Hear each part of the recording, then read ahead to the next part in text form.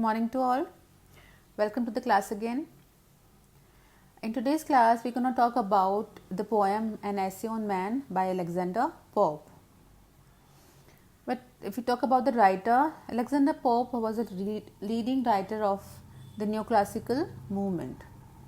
The label neoclassical was applied to a group of writers whose works were written from 1660 to 1798 for a period of 140 years. 1798 is the date of the publication of Wordsworth's lyrical ballads, which marks the end of the neoclassical age and the beginning of the age of romanticism. These neoclassical writers respected and imitated classical writers, particularly the ancient Greeks and the Romans. So, that is why they were called the neoclassical writers, for following the ideas and beliefs of Greek and Roman writers, the classical writers. Other British neoclassical writers were John Milton, John Dryden and Samuel Johnson.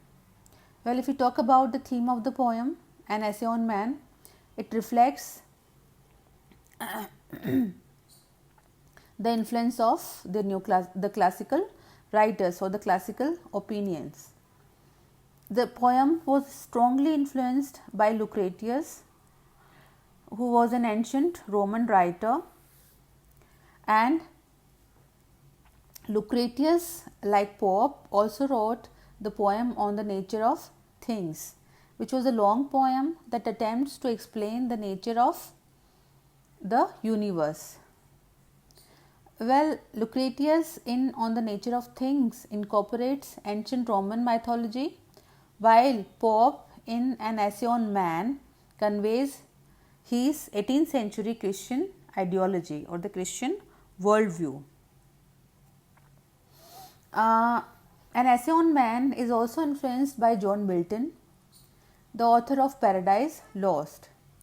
This epic poem of more than 10,000 lines relates the biblical story of humankind's expulsion from the Garden of Eden. The Garden of Eden means a paradise where evil was supposed to not exist. When the Bible's first humans, who were the first humans of the Bible? Adam and Eve. When they were punished by God for their disobedience, they are forced to leave the Garden of Eden. So, like Pope, Milton in Paradise Lost also reflects the Christian idea that breaking God's laws, as Adam and Eve did, it leads to suffering, it leads to pain. So, Milton in Paradise Lost says that he wrote the work to justify the ways of God to man, and likewise Pope also says while writing the poem that the reason behind writing this poem is to vindicate the ways of God to man. So, you can see justify and vindicate are the synonyms. So, the theme of both the poem, both the long epic poems, is to justify, to vindicate, to analyze and to convey the ways of God to man.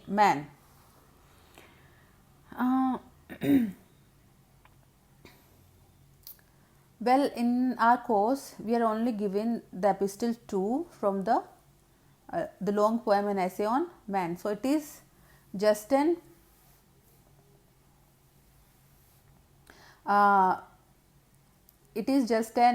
extract from the long poem. So, in the Epistle 2, what do we find? We find that the poet, the speaker, is developing an argument in which he is trying to convey the proper kind of man's study, and he is trying to convince the reader that what is the basic nature of humans and what is the relationship between humanity and the nature of universe. So, in the argument of Epistle 2, Pope states its topic. The topic is of the nature and state of man with respect to himself as an individual. So, he is trying to find out the nature and set of man with respect to himself as an individual. Well, if we talk about the stanzas of this extract, it covers the following ideas.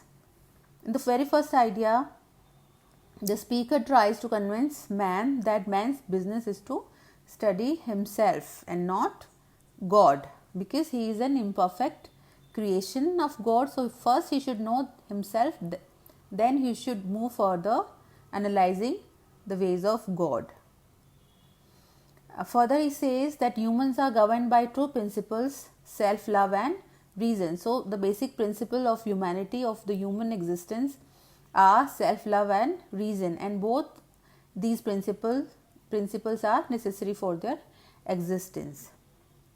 And further, he says that passions have their own uses. Passions are have their own misuses and uses.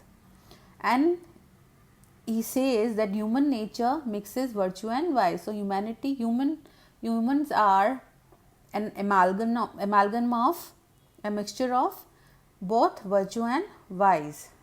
And he says that vice is odious and humans deceive themselves about it. So, vice is odious, but humans deceive themselves by hiding their own vices or by not accepting their own vices. Human passions and imperfections, human knowledge and imperfection lead to general good. So, this perfect amalgam of virtue and vice, of knowledge and ignorance, of good and evil, lead to the general good of humanity. So, the speaker of the poem, and especially of the extract, is trying to convince people to know themselves, because humans cannot presume to question God or nature.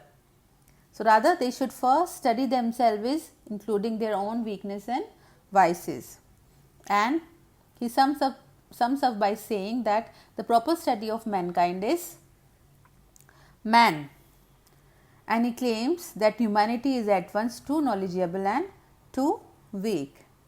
So, in this epistle, Pope is trying to convince man that as we are imperfect, we should first analyze and we should first know our own existence. We should first know our own nature and then should try to reach to the ways of God, because we are not given the enough reason or enough virtue to know God or nature thoroughly or completely.